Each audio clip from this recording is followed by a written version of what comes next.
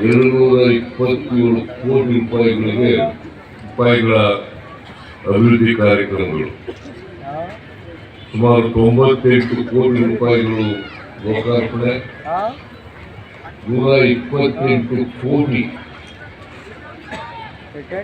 ಶಂಕುಸ್ಥಾಪನೆ ಕಾರ್ಯಕ್ರಮವನ್ನು ಮಾಡಿದ್ದೇವೆ. ಕೆಲವರು ಟೀಕೆ ಮಾಡ್ತಾರೆ, ಸಿದ್ದರಾಮಯ್ಯ ಸರ್ಕಾರದಲ್ಲಿ ಅಭಿವೃದ್ಧಿ ಕೆಲಸ ಮಾಡಲಿಕ್ಕೆ ಹಣ ಇಲ್ಲ,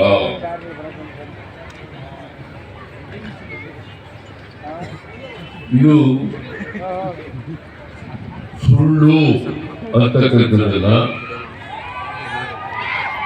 ಮುದ್ದೇಬಿಹಾಳ ವಿಧಾನಸಭಾ ಕ್ಷೇತ್ರದಲ್ಲಿ ನಾಡಗೌಡ ಅವರು ತೋರಿಸಿದ್ದಾರೆ. ಯಾಕೆ ದುಡ್ಡಿಲ್ಲ ಅಂತ ಹೇಳ್ತಾ ಇದ್ದಾರೆ ಅಂತಂದ್ರೆ, ಜನರನ್ನ ತಪ್ಪು ದಾರಿಗೆ ಎಳ್ಳಿಕ್ಕೋಸ್ಕರ ಸಿದ್ದರಾಮಯ್ಯ ಅವರ ಸರ್ಕಾರದಲ್ಲಿ 5 ಗ್ಯಾರಂಟಿಗಳನ್ನ ಕೊಟ್ಬಿಟ್ರು. ಈ 5 ಗ್ಯಾರಂಟಿಗಳನ್ನ ಕೊಟ್ಟದ್ರಿಂದ ಅಭಿವೃದ್ಧಿ ಕೆಲಸ ಮಾಡಲಿಕ್ಕೆ ಹಣ ಇಲ್ಲ. ಇದು ಅಪ್ಪಟ ಸುಳ್ಳು.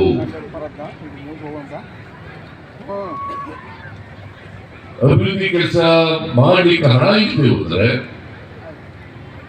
227 ಕೋಟಿ ರೂಪಾಯಿ ಅಭಿವೃದ್ಧಿ ಕೆಲಸಗಳಿಗೆ ದುಡ್ಡಿನಿಂದ ಬಂತು. ಇದರ ಅರ್ಥ ಏನು ಅಂತಂದ್ರೆ, ಬಿಜೆಪಿಯವರು ಸುಳ್ಳು ಹೇಳ್ತಾ ಇದ್ದಾರೆ ಅಲ್ವಾ? ಬಿಜೆಪಿಯವರು ಸುಳ್ಳು ಹೇಳ್ತಾ ಇದ್ದಾರೆ. ಇವತ್ತು ಅನೇಕ ಇಲಾಖೆಗಳಲ್ಲಿ, ಸಮಾಜ ಕಲ್ಯಾಣ ಇಲಾಖೆ, ಲೋಕೋಪಯೋಗಿ ಇಲಾಖೆ, ಕೌಶಲ್ಯಾಭಿವೃದ್ಧಿ ಇಲಾಖೆ,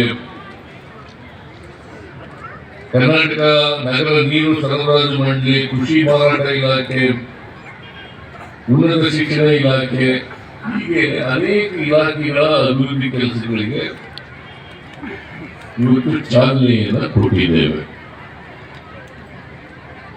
ನಾಡಗೌಡರು ಎಲ್ಲ ಕೆಲಸಗಳು ಆಗಲಿಕ್ಕೆ ಕಾರಣಕರ್ತರು ಅವರೇ. ಇದಕ್ಕೆ ಈ ಕೆಲಸಗಳಾಗಲಿಕ್ಕೆ ನಮ್ಮ ಹತ್ರ ಬಂದು ಸರ್ಕಾರದಲ್ಲಿ ಒಪ್ಪಿಗೆಯನ್ನು ಪಡೆದು ಈ ಕೆಲಸಗಳನ್ನು ಮಾಡ್ತಾ ಇದ್ದೀವಿ. ನೀವೆಲ್ಲರೂ ಕೂಡ ನಾಡಗೌಡರ ಭಾಷಣ ಕೇಳಿದ್ದೀರಿ. ಅವರು ಬಹಳ ಸುದೀರ್ಘವಾಗಿ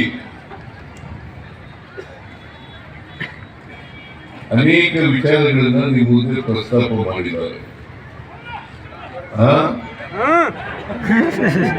ನಾಡಗೌಡರು ಒಬ್ಬ ಸಭ್ಯ ರಾಜಕಾರಣಿ,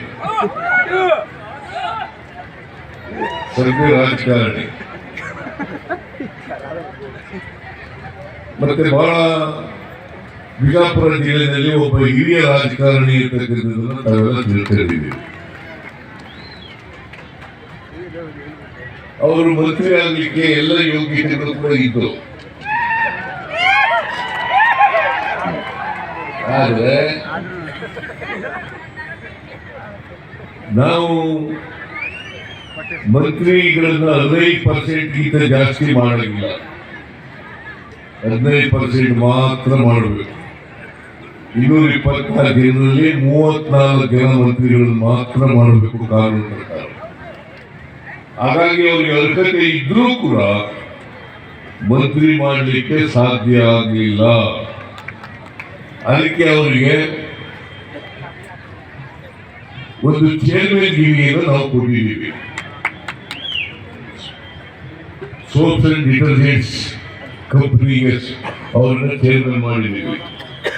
ಅದು ಅವರ ಯೋಗ್ಯತೆಗೆ ನಾವು ಕೊಟ್ಟಿದ್ದೀವಿ ಅಂತ ಅಲ್ಲ, ಅವರನ್ನ ಪಕ್ಷ ಗುರುತಿಸಿದೆ ಅಂತಕ್ಕಂಥ ಮಾತುಗಳನ್ನ ಈ ಸಂದರ್ಭದಲ್ಲಿ ಹೇಳಲಿಕ್ಕೆ ಬಯಸ್ತಾರೆ.